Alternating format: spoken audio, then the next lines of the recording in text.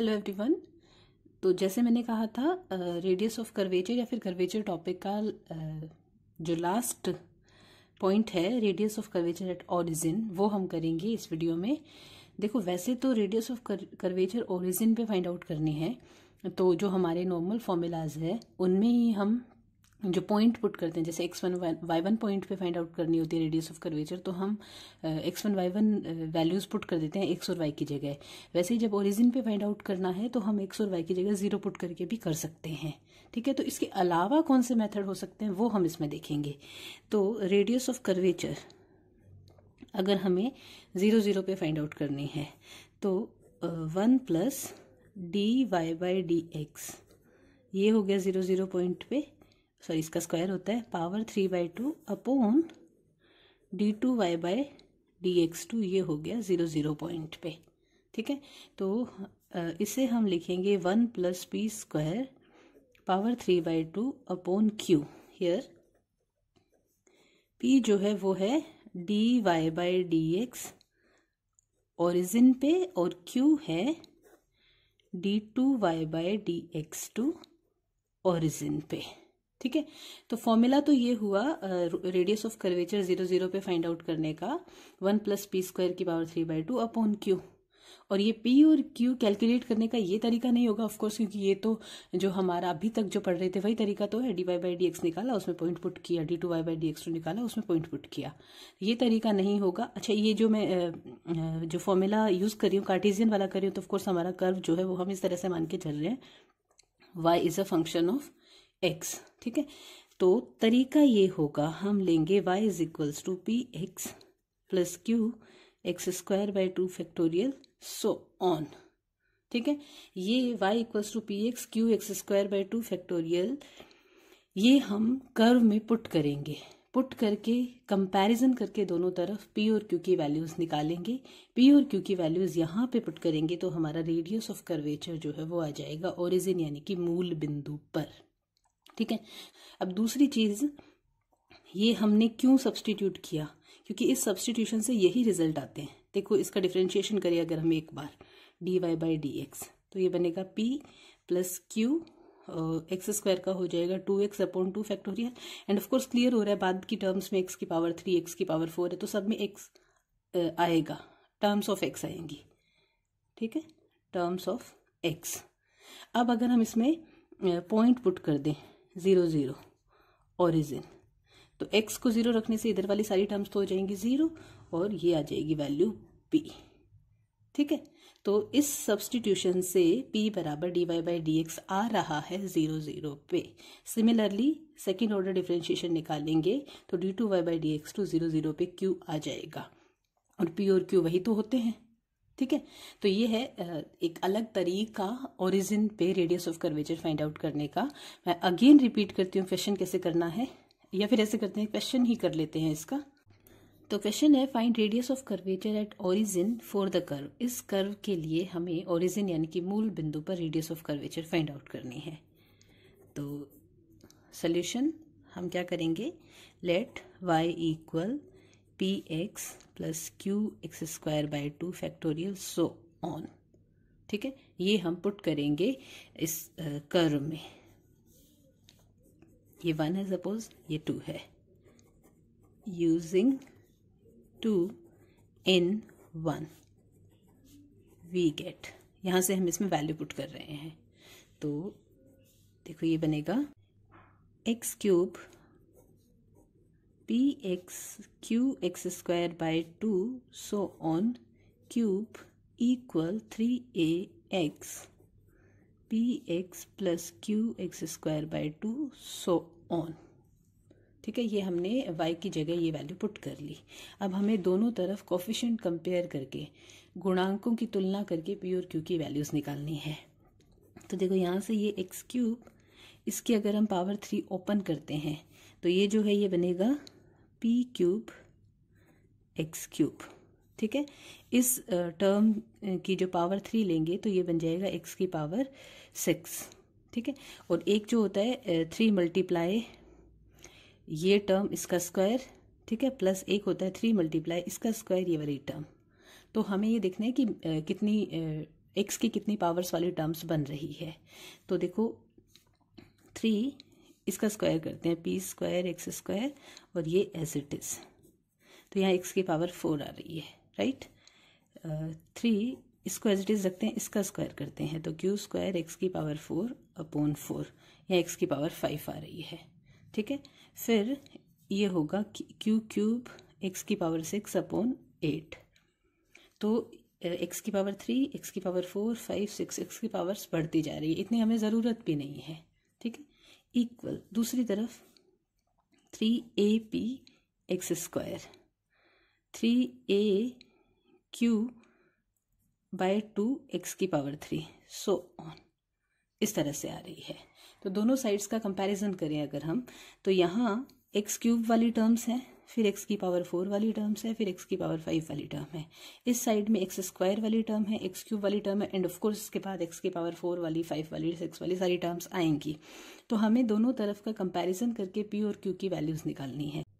क्योंकि ये दोनों टर्म्स एक दूसरे के बराबर है, तो इस तरफ जो एक्स स्क्वायर का गुणांक है, इधर भी एक्स स्क्वायर का वही गुणांक होना चाहिए, तभी तो हम दोनों साइड्स को बराबर कहेंगे ना।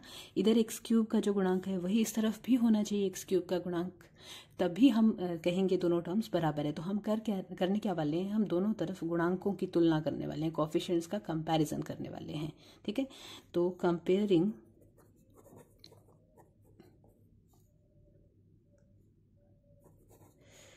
Coefficient of x square on both sides, दोनों तरफ हम एक्स स्क्वायर का कोएफिशिएंट कंपेयर करते हैं, एक्स स्क्वायर के गुणांकों की तुलना करते हैं।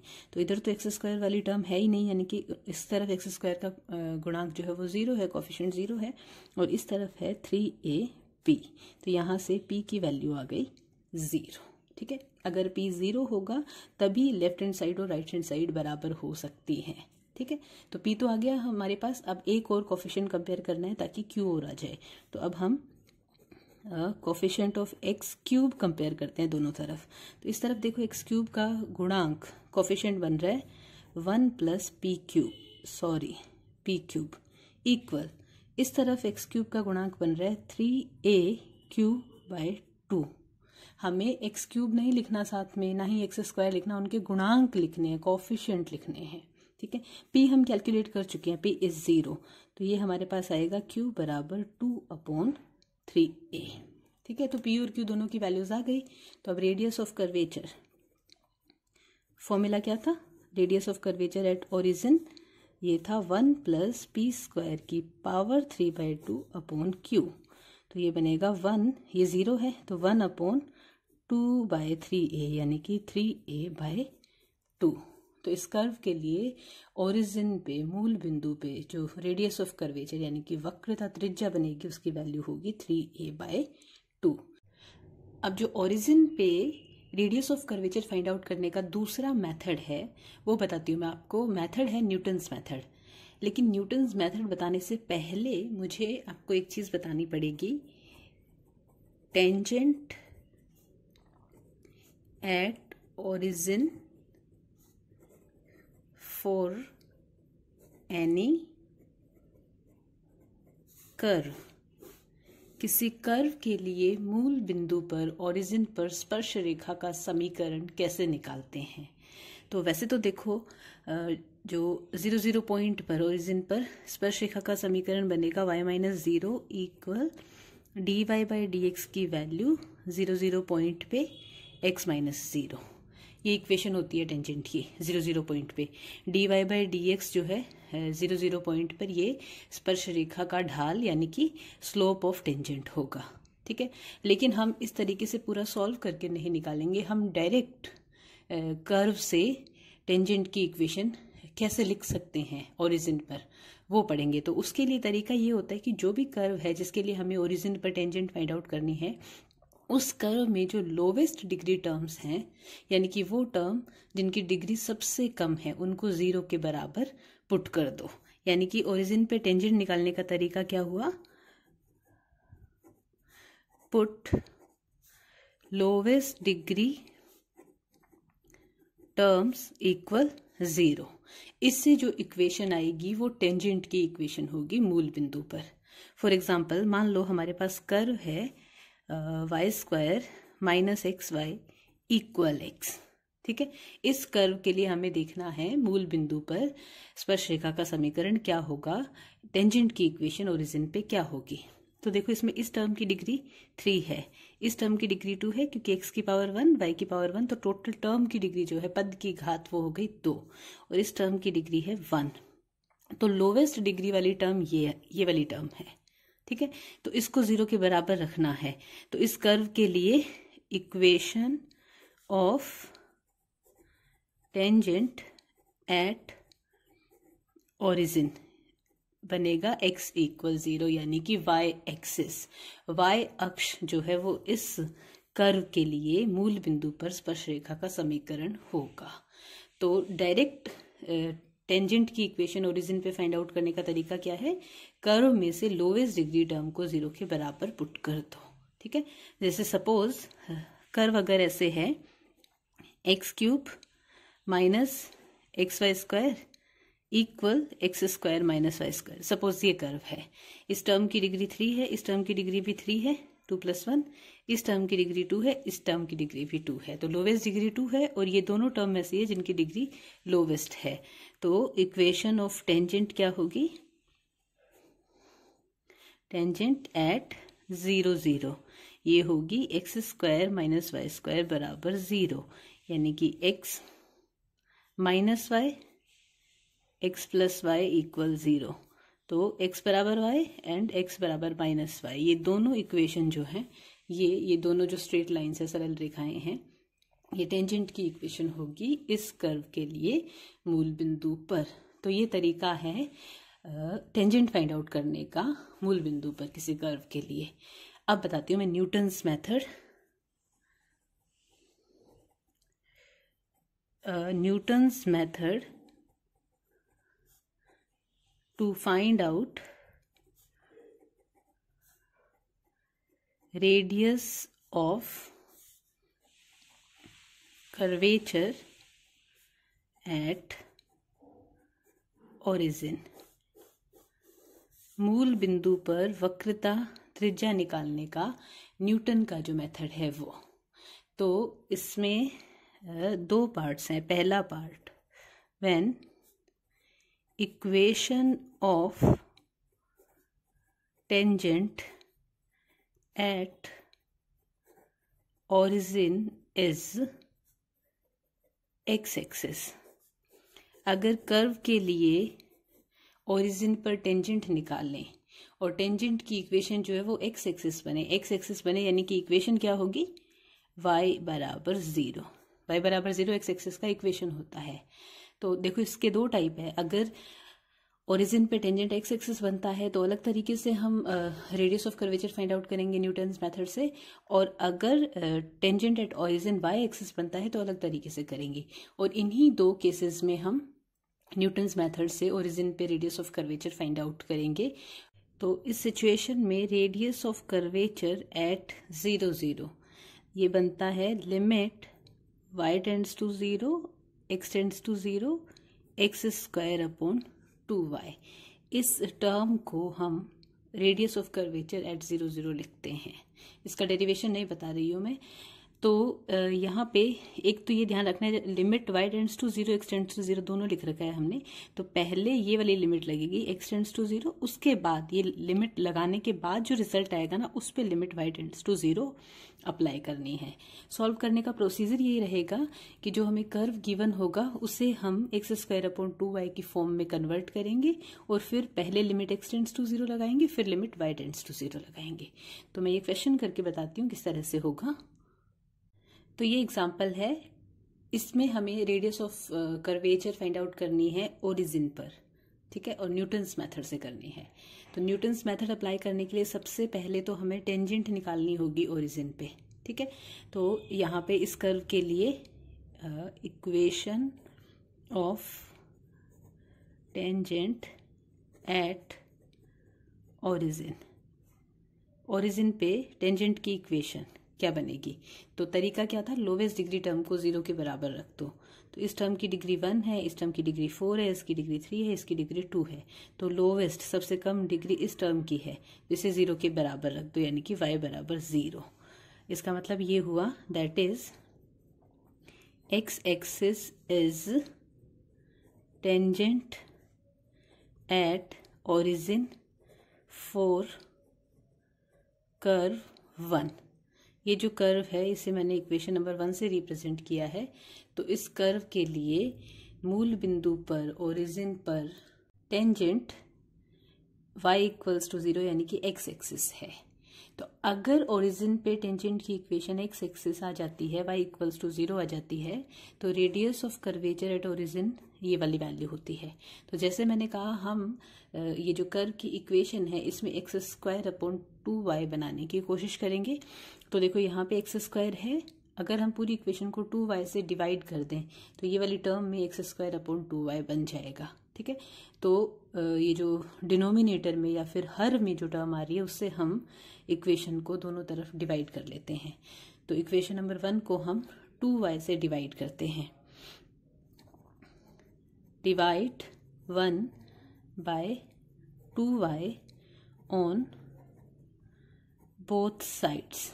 दोनों तरफ हम 2y से डिवाइड करते हैं तो देखो क्या आएगा, यहाँ पे तो y upon 2y equal x⁴ upon 2y minus 4 x³ upon 2y minus 18 x² upon 2y।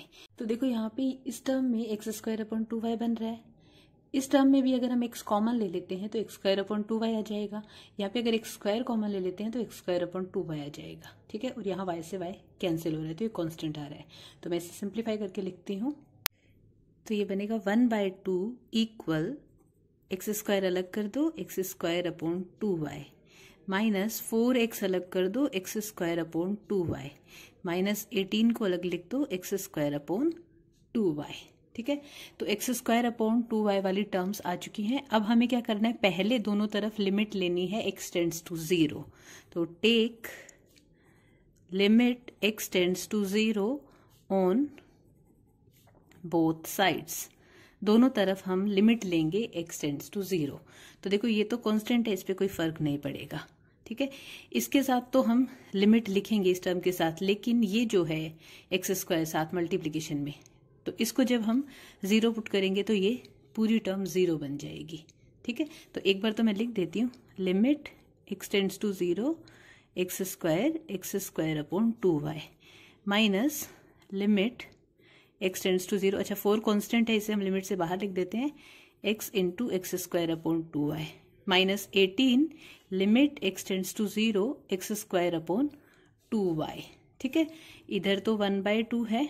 अब देखो ये रो बनेगा अगर y टेंड्स टू 0 लिमिट लगा दें इसमें तो, लेकिन उससे पहले इस x की वजह से ये टर्म 0 हो जाएगी।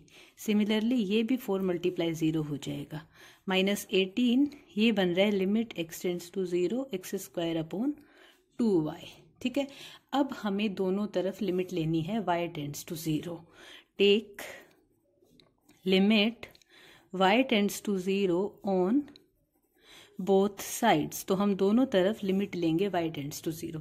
इधर अगेन कांस्टेंट है तो लिखने की जरूरत नहीं है, ये सब 0 हो चुका है, माइनस 18 कांस्टेंट है, लिमिट x टेंड्स टू 0 और अभी y tends to 0 x² upon 2y। ठीक है, ये 1/2 कांस्टेंट माइनस 18 और ये जो है इसे लिखते हैं हम radius of curvature at origin, ये माइनस साइन था। ठीक है, तो radius of curvature at origin की वैल्यू आ रही है -1 अपॉन 18 2 36। लेकिन ये नेगेटिव साइन को हम इग्नोर कर देंगे क्योंकि रेडियस ऑफ कर्वेचर जो है वो नेगेटिव नहीं हो सकती, तो नेग्लेक्ट नेगेटिव साइन। तो ये है Newton's method to calculate radius of curvature at origin. मूल बिंदु पर वक्रता त्रिज्या फाइंड आउट करने का न्यूटन का तरीका। और ये पहला तरीका है जब टेंजेंट पे, ओरिजिन पे जो टेंजेंट है, मूल बिंदु पे जो स्पर्श रेखा है वो x एक्सिस यानी कि y इक्वल्स टू 0 बनती है। तो अब दूसरा जो तरीका है वो है जब ओरिजिन पे टेंजेंट की इक्वेशन वाई एक्सिस यानी कि एक्स इज इक्वल्स टू 0 अगर आती है तो कैसे लिखेंगे। तो सेकेंड जो मेथड होगा, when equation of tangent at 0 0 is y axis. Y axis यानी कि वाई एक्सिस की इक्वेशन होती है x इक्वल 0।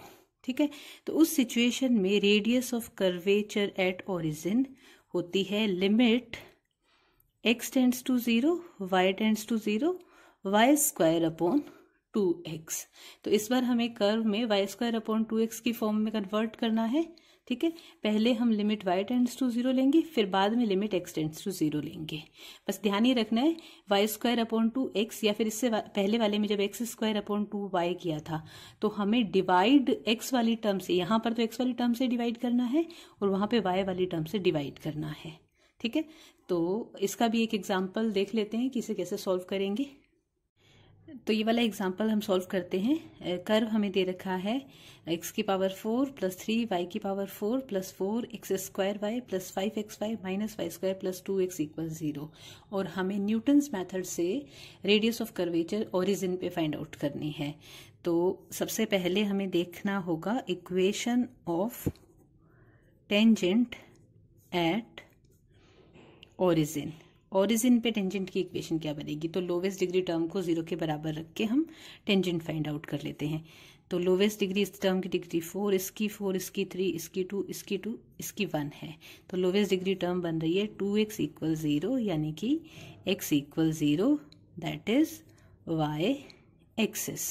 ठीक है, तो जब y एक्सिस टेंजेंट बनता है ओरिजिन पे, तो radius of curvature at origin पे फाइंड आउट करने वाला जो तरीका है radius of curvature at origin का, न्यूटन्स मेथड, वो ये है। हमें एक्स स्क्वायर अपॉन 2y में कन्वर्ट करना होता है।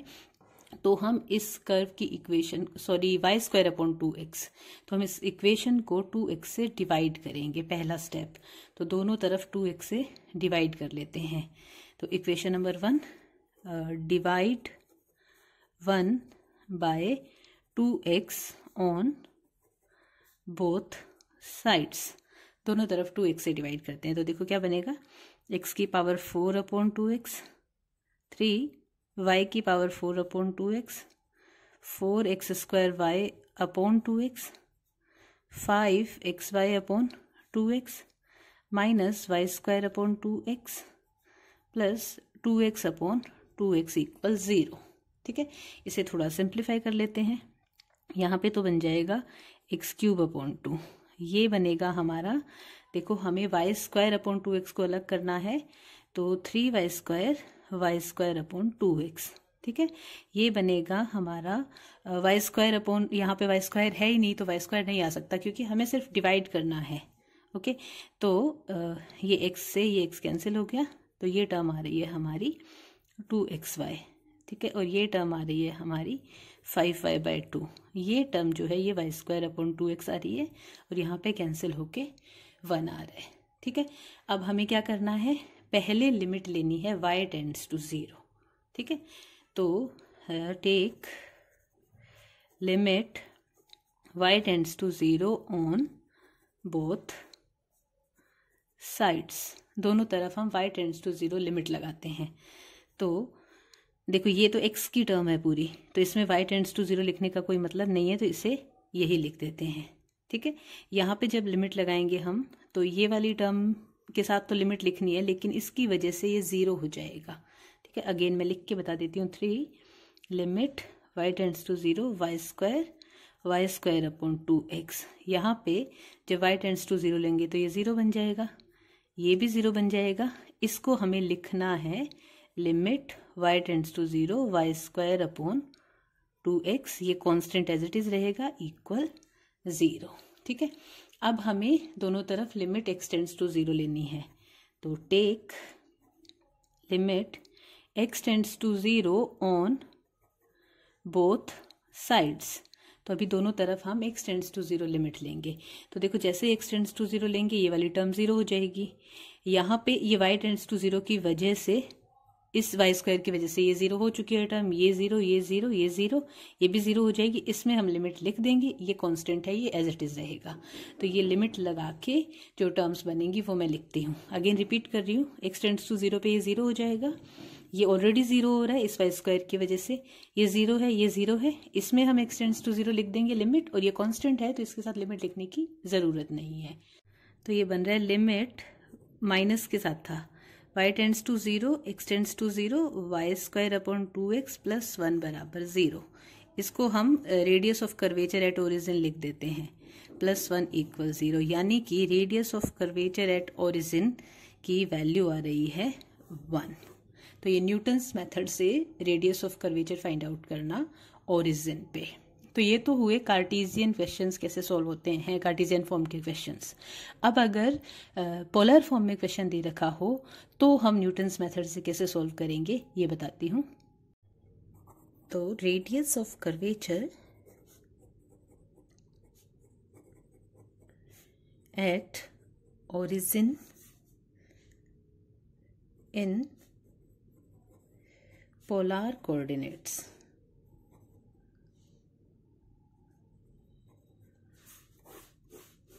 के लिए जो फॉर्मूला बनेगा वो है radius of curvature at origin limit r tends to zero, theta tends to zero, r upon 2 theta. तो अब इस पे बेस्ड एक क्वेश्चन कर लेते हैं। तो ये कर्व है हमारा और ओरिजिन पे radius of curvature find out करनी है। तो रो एट 0 0 इक्वल होगा limit r tends to zero, theta tends to zero, ये r अपॉन 2 थीटा, तो हम r की वैल्यू पुट कर देते हैं, a sine n theta upon 2 theta. अच्छा अभी r नहीं आ रहा क्योंकि पूरा थीटा में चेंज हो गया, तो ये लिमिट r टेंड्स टू लिखने की भी ज़रूरत नहीं है, only theta tends to zero है। तो ये a/2 कांस्टेंट है, मैं इसे तो बाहर लिख देती हूँ। तो अब ये हमारा बन रहा है limit theta tends to zero sine n theta upon theta. ठीक है, थीटा टेंड्स टू जीरो लेंगे तो साइन 0 0 होता है और ये भी 0, तो 0/0 यानी कि इनडिटर्मिनेट फॉर्म बन रही है। तो इसे एल हॉस्पिटल रूल से सॉल्व करते हैं। a/2 लिमिट theta tends to zero, sine n theta का डिफरेंशिएशन होगा n कोस n थीटा, और इस थीटा का डिफरेंशिएशन 1 होगा। ठीक है, अब थीटा टेंड्स टू जीरो लेंगे तो कोस 0 1 होता है, तो ये आ जाएगा हमारा an/2, यानी कि radius of curvature at origin आ रही है an/2। ठीक है, तो अब हम एक क्वेश्चन पैरामीट्रिक फॉर्म का भी कर लेते हैं। तो पैरामीट्रिक में जो कार्टेशियन वाले फॉर्मूलाज है वही लगेंगे, तो मैं एक एग्जांपल लेके उसी को सॉल्व करके बताती हूँ। क्वेश्चन दे रखा है find radius of curvature at origin by Newton's formula for the curve. ये कर्व है हमारा, x is equals to a theta plus sine theta, y is equals to a 1 minus cos theta. तो x और y दोनों theta parameter के functions हैं और हमें न्यूटन्स फॉर्मूला से करना है। तो न्यूटन फॉर्मूला के लिए हमें पता है हमें ओरिजिन पे टेंजेंट फाइंड आउट करनी पड़ती है। तो हमें सबसे पहले तो ये देखना है कि थीटा की कौन सी वैल्यू के लिए x और y दोनों जीरो हो रहे हैं, क्योंकि ओरिजिन पॉइंट जो होता है वो 0 0 होता है, यानी x भी 0 और y भी 0। तो थीटा की कौन सी वैल्यू के लिए x और y दोनों 0 हो रहे हैं। तो देखो यहाँ पे थीटा बराबर अगर हम 0 रखते हैं तो साइन 0 0 होता है और ये 0, तो x की वैल्यू 0 आ रही है, और यहाँ पे थीटा बराबर 0 रखते हैं तो कोस 0 1 होता है, 1 माइनस 1 0 आ रहा है। यानी कि जब थीटा बराबर 0 है तो उस सिचुएशन में x और y दोनों 0 हो रहे हैं, यानी ओरिजिन पॉइंट जो है वो यहाँ पे थीटा बराबर 0 से डिनोट होगा। ठीक है, तो solution at theta is equals to 0, x भी 0 है एंड y भी 0 है। ठीक है, यानी जब भी मैं ओरिजिन वर्ड यूज करूंगी उसका मतलब होगा थीटा बराबर 0 पुट करना है। ठीक है, दूसरी चीज हमें जब टेंजेंट फाइंड आउट करनी पड़ेगी ओरिजिन पे, क्योंकि न्यूटन फॉर्मूला लगाने के लिए दो ही सिचुएशन में लगता है न्यूटन फॉर्मूला, एक तो जब टेंजेंट x एक्सिस बन जाए या फिर टेंजेंट y एक्सिस बन जाए। तो अभी यहाँ पे वो लोवेस्ट डिग्री टर्म वाला कंसेप्ट तो यूज नहीं हो सकता, तो जो तरीका है प्रॉपर टेंजेंट फाइंड आउट करने का वही यूज करना पड़ेगा, यानी कि हमें dy/dx कैलकुलेट करना पड़ेगा। तो dy/dx को हम लिख सकते हैं dy/d theta dx/d theta. dy/d theta इसको डिफ्रेंशिएट करेंगे तो ये तो आएगा a साइन थीटा, और इसको करेंगे तो ये आएगा a 1 प्लस कोस थीटा। ठीक है, और हमें dy/dx टेंजेंट जो वैल्यू जो है वो ओरिजिन पे फाइंड आउट करनी है। ओरिजिन पे यानी कि थीटा बराबर 0 पुट करना है। तो जैसे थीटा बराबर 0 पुट करेंगे साइन 0 0 होता है, तो ये वैल्यू आ गई 0। तो इसका मतलब ये हुआ इक्वेशन ऑफ टेंजेंट एट 0 0, ये हमें पता है ये होती है y minus 0 equal dy by d x की वैल्यू ओरिजिन पे और x माइनस 0। तो यहाँ पे dy बाई डी एक्स की वैल्यू जैसे ही रखेंगे तो y बराबर 0 आ जाएगी। तो x एक्सिस जो है वो ओरिजिन पे टेंजेंट की इक्वेशन आ रही है। तो न्यूटन फॉर्मूला से हमें पता है radius of curvature at origin ये बनेगा limit x tends to 0 y tends to 0 x square upon 2y। ठीक है, तो यहाँ हम x और y दोनों की वैल्यू पुट कर देंगे। तो जैसे x और y दोनों पुट करेंगे तो थीटा में चेंज हो जाएगा, और theta x tends to 0 y tends to 0 दोनों तभी बनेंगे जब थीटा बराबर 0 हो। तो लिमिट जो है वो हो जाएगी limit theta tends to 0 x की वैल्यू, तो ये बनेगा a square theta plus sine theta का whole square upon a square 1 minus cos theta, और इसके साथ में 2 भी आ रहा है तो ये स्क्वायर नहीं होगा 2a होगा, 2y है ना, तो a से ये पावर कैंसिल हो गई। तो ये हमारा बन रहा है a by 2 limit theta tends to 0 theta plus sine theta का whole square upon 1 minus cos theta. तो ये 0 बाई 0 फॉर्म बन रही है क्योंकि थीटा टेंड्स टू 0 पे ये भी 0 और ये भी 0।